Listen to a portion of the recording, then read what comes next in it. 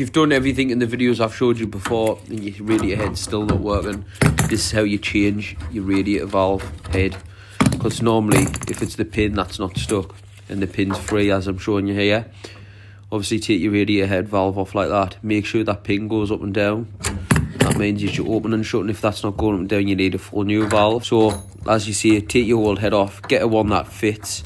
Normally they're all the same, try and get the same make, and then just screw it on like that. If you've got a pair of grips or a pair of long nose pliers, you might be able to get them on there.